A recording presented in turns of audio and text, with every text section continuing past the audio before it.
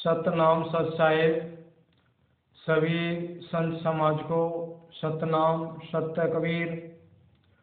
आज का जो शब्द है वो आत्म स्वरूप ज्ञान परिचय। किसी भक्त ने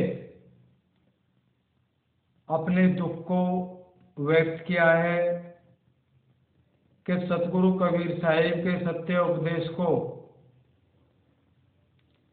जो चारों युगों में बार बार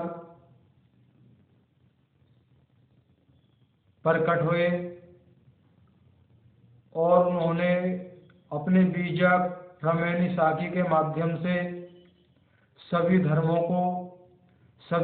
के लोगों को समझाने की बहुत कोशिश की, लेकिन हमने उनके सत्य उपदेश को नहीं समझा।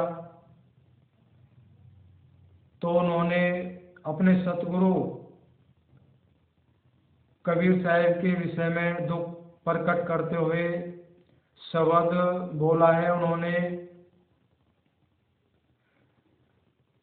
कि सतगुरु कबीर साहिब की जो लिहाज है वो किसी ने नहीं रखी। आइए सुनते हैं किस तरह से उन्होंने अपने दुख को इस जगत के सामने प्रकट किया है।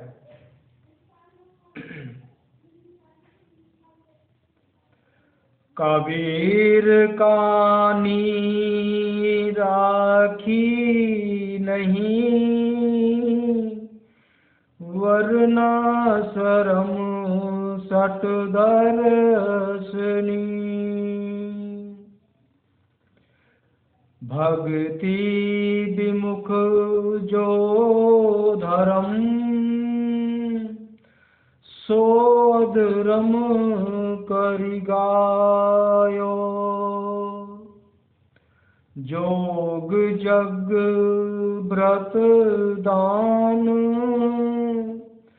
भजन बिन तुच्छ दिखायो। हिंदू तुरक परमान रमैनी सब दई साखी। पक्षपात नहीं बचन सभी के हित की भाखी। कबीर कानी राखी नहीं वरना शरम सट दर्शनी। आरूढ़ दशा हुए जगत पर मुख देखी नाही भनी। कबीर कानी राखी नहीं वरना शरम सट दर्शनी। अब देखिए बड़ा ही प्यारा शब्द के माध्यम से हम अज्ञानियों पे उन्होंने चोट भी की है। कितने अनमोल अवसर को हमने पहले भी गंवा दिया और आज भी गंवा रहे हैं। जब सत्य सामने आता है तो ना हमें विश्वास होता है और ना हम विचार करते हैं। तो इस जड़ चेतन में संसार में सत्य भी बराबर साथ साथ रहता है और असत्य भी बराबर साथ साथ रहता है, लेकिन हम मन के वशीभूत होकर असत्य को ही सत्य मान बैठते हैं। हमारे दुख का मूल यही है। तो यहाँ पे बोले हैं कबीर कानी राखी नहीं वर्णाश्रम सट दर्शनी। तो यहाँ पे कानी का जो कानी जो शब्द आया है उसका अर्थ होता है लिहाज। कह रहे हैं सतगुरु कबीर साहब की लिहाज किसी ने नहीं राखी। विशेषता वर्णाश्रम षट दर्शनी, तो वर्णाश्रम 4 वर्णों में जो हम जाति के बंधन में अपने स्वयं की बनाई हुई जातियों के बंधन में जो हम उलझे हुए हैं, तो चारों वर्णों में से किसी ने उनकी बात को नहीं माना,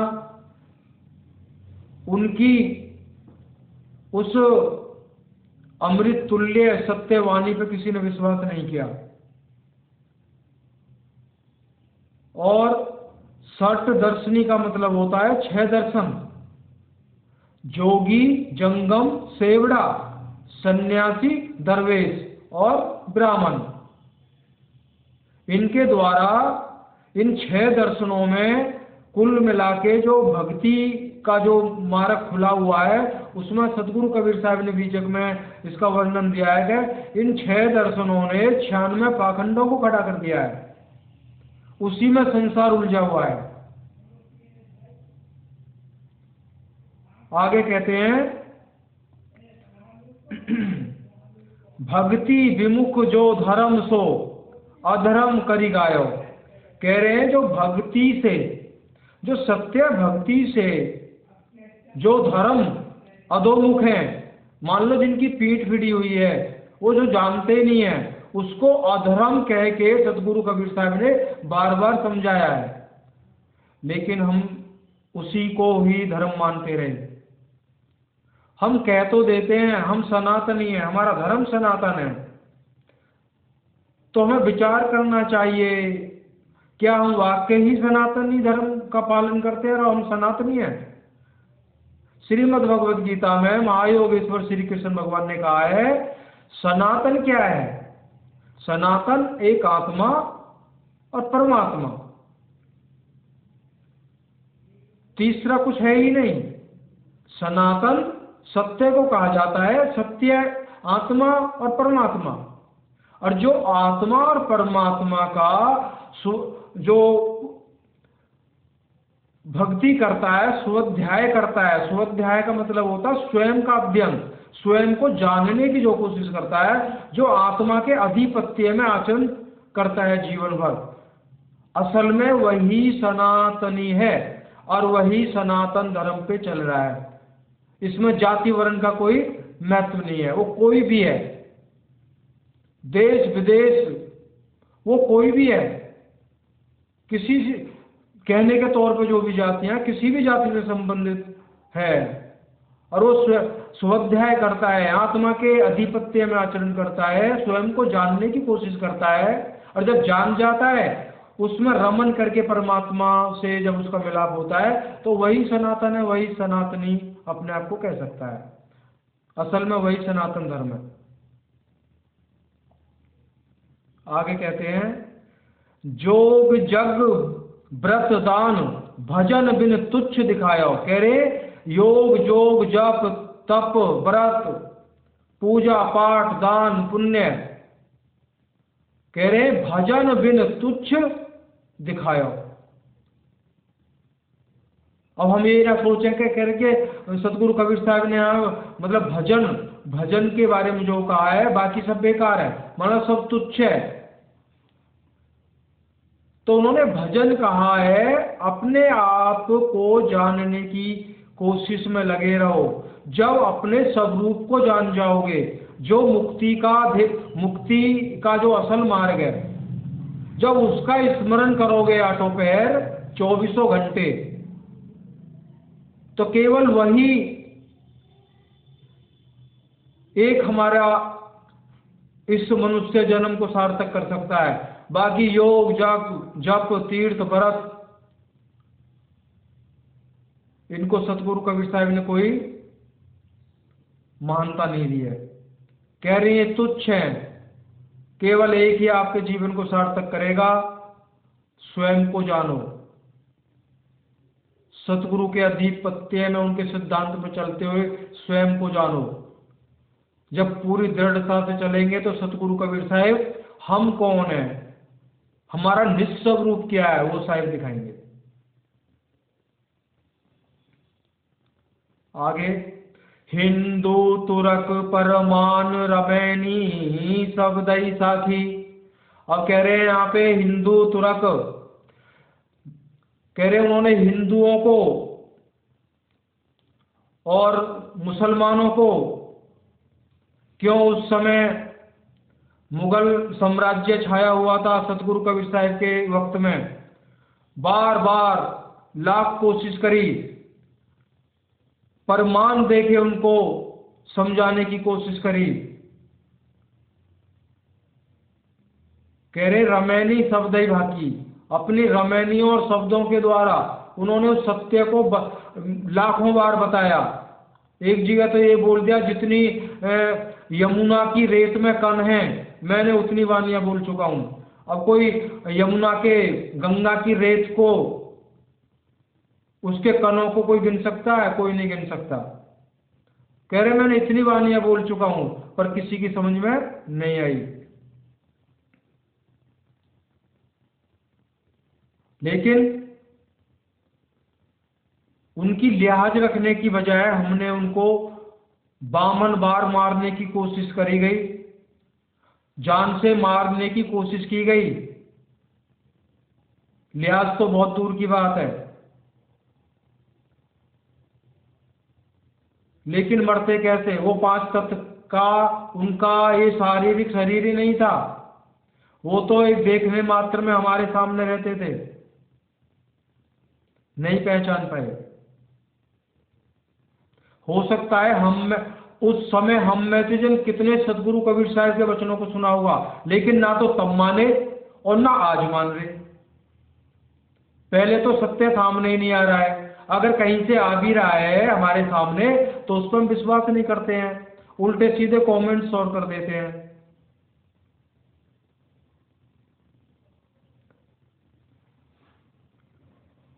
आप हम जहां भी हैं, जहां भी हम परमात्मा से मिलने की कोशिश कर रहे हैं, हम जरा ये सोचें, ये विचार करें, क्या हम आत्मा के अधिपत्य में हम आचरण कर रहे हैं? बिल्कुल भी नहीं कर रहे। हमको बांधा गया है, हम कहीं ना कहीं बंधे हुए हैं। कोई त्रिकुटी में ध्यान लगाता है, कोई कहीं ध्यान लगा रहा है, कोई किसी मंत्र का जाप कर रहा है, कोई किसी मंत्र का जाप कर रहा है। अच्छी बात है, बुरा कुछ नहीं है, लेकिन मुक्ति इनसे संभव नहीं है। इन सबको करने से हमारे पैरों में जो लोहे की जंजीरें पड़ी हुई हैं, इससे बेहतर क्या होगा? लोहे की जंजीर उतर जाएंगी, सोने की बेड़ियां फिर पड़ जाएंगी, एक अच्छे घराने में जन्म हो जाएगा। यहां हम ज्ञानी बन गए तो अगले जन्म में हम किसी अगले जन्म में महाज्ञानी कहलाएंगे, लेकिन बंधन में ही तो रहेंगे। अगर बंधन से छूटने की बात आती है तो वहां के लिए सतगुरु कबीर साहब ने कहा ये सब तुच्छ है। केवल मुक्ति मार्ग, आत्मा के अधिपत्य में आचरण करना ही मुक्ति मार्ग आपको मिल सकता है, आगे का रास्ता खुल सकता है। आगे कह रहे हैं पक्षपात नहीं बचन सभी के हित की भांति। कह रहे मैंने सतगुरु कबीर साहब ने किसी के साथ कोई पक्षपात भी नहीं किया, सबके फायदे की, सबका मनुष्य जन्म सार्थक होए, इस भव बंधन से छूटे, इस 84 से छूटे। उन्होंने बड़े सुंदर लफ्जों में बार बार समझाने की कोशिश की है। कोई पक्षपात नहीं किया, कोई राजा आया या कोई सामने फकीर आया, कोई ब्राह्मण आया, कोई शूद्र आया, कोई भी आया, कोई ज्ञानी आया, महाज्ञानी आया, कोई अज्ञानी आया, सबको बगैर कोई पक्षपात करे सबको एक ही मार्ग दिया। लेकिन समझना नहीं समझना ये हमारे अपने ही बुद्धि विवेक पे ही निर्भर होता है। हम उस समय नहीं माने और आज भी नहीं मान रहे हैं। आगे, आरूढ़ दशा हुए जगत पर मुख देखी नाही भनी। यहाँ भनी शब्द आया है कहीं। कह रहे उस समस्त जगत पर आरूढ़ हुए। आरूढ़ मान लो बड़ी दृढ़ता से, निर्भयता से, बिना डर के। सतगुरु कबीर साहब डरे कभी नहीं डरे। उनको जंजीरों से बांध कर गंगा में डाल दिया गया। वो बंधन मुक्त होकर बाहर आ गए। नाना प्रकार की उनको बामन कसनी दी गई।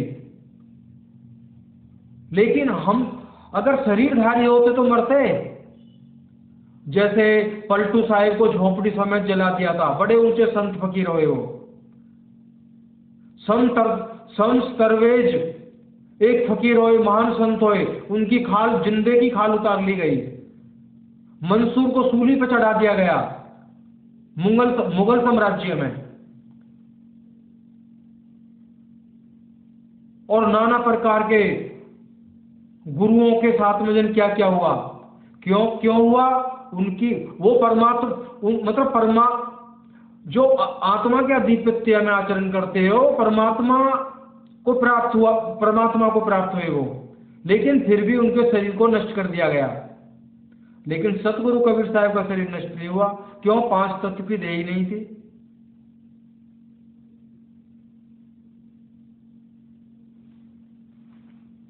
इसका वर्णन पहले खोल दिया गया किसी न किसी सत्संग में आपके सामने। फिर बता देंगे कि कौन थे सतगुरु कबीर साहब। फिर अब शब्द के अंत में फिर वो यही कह रहे हैं, कबीर कानी राखी नहीं वर्णाश्रम सरदर्शनी। अब संसार में और कौन है? चारों वर्णों में रहने वाले लोग, उनके धर्म और जिनकी ये चारों वर्णों में रहने वाले लोग जो बातें मानते हैं, हम बातें मानते हैं, वो योगी, जंगम सेवड़ा, सन्यासी, दरवेश और ब्राह्मण। हम इन्हीं के अधिपत्य में चलते हैं। जैसा ये कहते हैं वैसा हम करते हैं। देखिए, सतगुरु कबीर साहिब को अगर किसी को समझना है, उनके ज्ञान पे विश्वास हो ही नहीं सकता। कब तक? पहले आप श्रीमद् भगवत गीता को पढ़िए, यथार्थ गीता को पढ़िए। यथार्थ क्या है, तब हमें पता चलेगा सतगुरु कबीर साहिब का ज्ञान किस कोटि का है। इसलिए हम भटक जाते हैं, हमें कुछ पता ही नहीं है। अगर कोई 3-4 साल का बच्चा अगर वो अपनी माँ से कहे, माता मुझे ये बताइए कि मैं कैसे पैदा हुआ, कैसे पेट में आया, कैसे बाहर आया, कैसे पैदा हुआ, अगर माता उसको बता भी दे, क्या वो समझ पाएगा? ना वो विश्वास करेगा। ऐसा होता है कि मतलब जन्म इस तरह से होता है। क्यों? उसकी जो बुद्धि का विकास है वो अभी खुला नहीं है। तो माता यही कह देती है, कई बार अगर कभी ऐसा हुआ भी है तो माता ने क्या जवाब दिया है? माता ने यही जवाब दिया है, मैंने तू इतने अनाज में फलाने से खरीदा। इस तरह से उसको माता समझा देती है। लेकिन जब बच्चा थोड़ा समझदार होता है, उसकी बुद्धि का विकास होता है, फिर माता से पूछने की जरूरत नहीं है उसको कि मैं कैसे पैदा हुआ। उसको सब ज्ञान धीरे धीरे हो जाता है। तो इसलिए सतगुरु कबीर साहब के ज्ञान को समझने के लिए हमें अपनी बुद्धि का विकास खोलना होगा। पहले इस जड़ को जानिए, चेतन को जानना तो पीछे की बात है। पहले जब जड़ समझ में आ जाएगी तो चेतन भी समझ में आ जाएगा।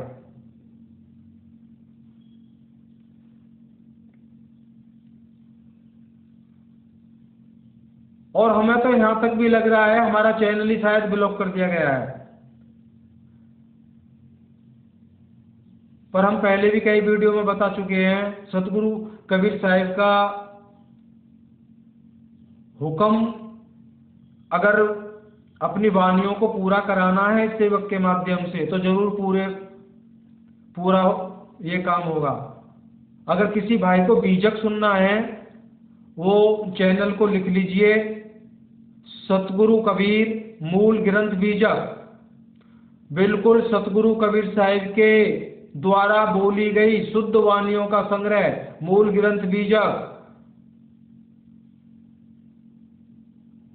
संसार में वो हर जगह मौजूद नहीं है। जितनी कठिनाई से सतगुरु कृपा सतगुरु ने कृपा की, उसको वो हमें प्राप्त हुआ। अगर उसका अनुमान लगाया जाए तो पूरे विश्व की ही बात करते हैं। अगर कहीं बीजक होगा तो वो किसी बिरले के पास ही होगा। मार्केट में अनंत बीजक हैं, लेकिन वो सत्यता सामने नहीं आती है और ना ही समझ में आती है। असल बीजक को डाला गया है। किसी प्रेमी जिज्ञासु मुक्ति भक्ति के हंसों को सुनना है तो सतगुरु कबीर मूल ग्रंथ बीजक आप उस चैनल को खोलिए तो आपके सामने आ जाएगा। तो आज इतना ही। शब्द तो और भी लेके आए थे और भी काफी सतगुरु कबीर साहब की वाणियों को बताते कि सतगुरु कबीर साहब कौन है, अपने बारे में क्या उपदेश कर रहे हो, लेकिन अगले सत्संग में आपके सामने रखेंगे। सतनाम सत्य कबीर।